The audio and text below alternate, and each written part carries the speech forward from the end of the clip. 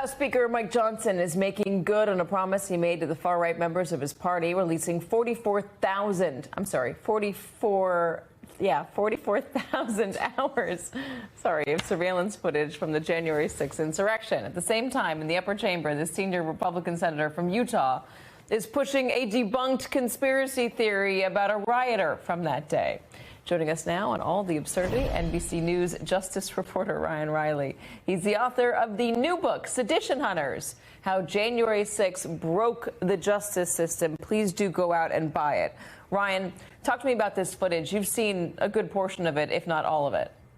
Yeah, so essentially what happened is on January 6th, this individual named Kevin Lyons was leaving the Capitol, and as he was coming out, an FBI SWAT team was coming in. So he sort of instinctively showed his palms, opened up his hands. What happened over the weekend after a lot of this footage was released was somebody took a screenshot of that and said that the object that he was holding in his hand, which appeared to be a vape that he was holding earlier in the day, was actually a badge, and that this was an undercover officer operating secretly as a MAGA supporter.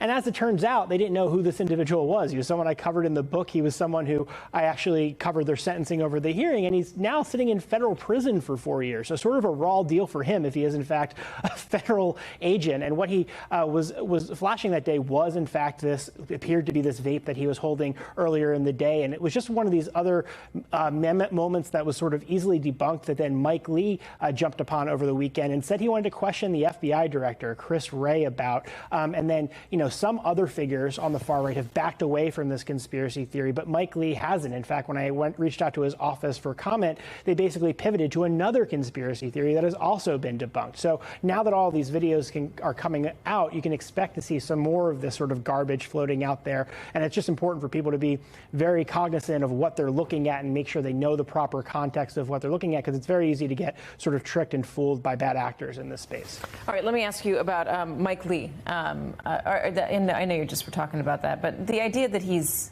just going out there with this thing that is debunked, can you explain what the argument may be on pushing it again and asking the FBI director about it?